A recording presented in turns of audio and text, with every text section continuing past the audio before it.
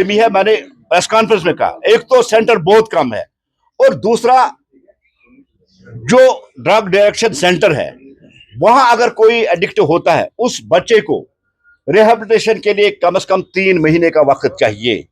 लेकिन हमारी गवर्नमेंट उसको 40 दिन के बाद ही वहां से निकालती है और वो बेचारा ना जिंदा रहता है और ना वो मरता है, ये हालत है। और दूसरा वहां काउंसलिंग की बहुत ज्यादा प्रॉब्लम है। इतना ही नहीं, हम गवर्नमेंट से ये गुजारिश करते हैं एक टास्क फोर्स बनाई जाए और वुमेन जो बच्चियां हमारी इसकी एडिक्ट हुई है उनके लिए भी अलग से सेंटर बनाए जाए। Thank you. जैसा अल्ताफ साहब ने आप सबको पहले ही ब्रीफ कर दिया है कि जो ड्रग के खिलाफ इस वक्त जो मुहिम चल रही है और इस मुहिम के चलते यहाँ की रीजनल पार्टीज जो है कहीं ना कहीं एक हमदर्द बनकर इन ड्रग पेडलर्स के, ड्रग स्मगलर्स के साथ साथ खड़े होने की कोशिश कर रही हैं। साथियों, मैं आप लोगों के माध्यम से अपनी आवाम तक ये बात पहुंचाना चाहता हूं, जिस तरीके से खास तौर पर मैं पीपल्स डेमोक्रेटिक पार्टी की बात करूंगा। सोशल मीडिया पे,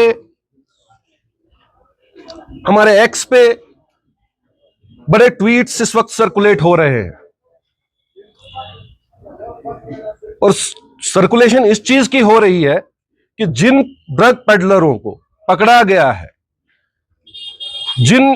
ड्रग स्मगलरों के घरों से एक अच्छी खासी तादाद में, अच्छी खासी क्वांटिटीज में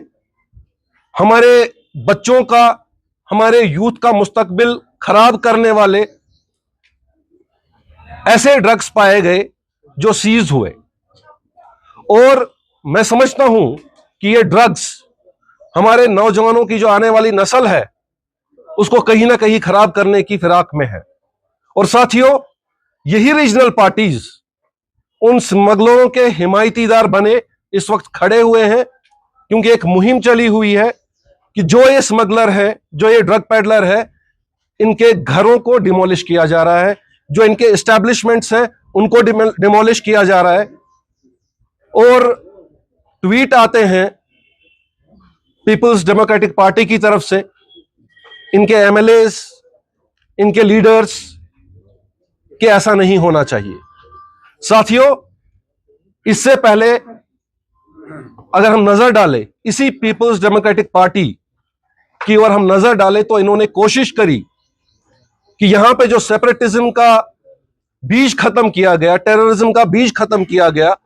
और कहीं ना कहीं यहां के अवाम को, यहां के नौजवानों को गुमराह करके जो इन्होंने देखा कि वो एक वैक्यूम है, क्योंकि इनकी पॉलिटिकल साख तो खत्म हो चुकी है, इन्होंने वो अडॉप्ट करने की कोशिश की, उस वैक्यूम को फिल करने की कोशिश की। और आज जब नौजवानों को दोबारा से हथियार के बजाय अब ड्रग्स से बचाने की मुहिम चली है, ये उनके हिमायतदार खड़े हुए हैं। हमारी आवाम से भी गुजारिश रहेगी, जहां कहीं पे भी ये ड्रग स्मगलर्स और ये ड्रग पेडलर जो हमारी नौजवानों की नस्ल खराब करने की फिराक में है, इनको आइडेंटिफाई करिए और इनके साथ बिल्कुल वही सलूक होना चाहिए जो एक कातिल के साथ होता है। इन पर भी वही कानून लागू होने चाहिए जो एक कातिल के साथ होते हैं,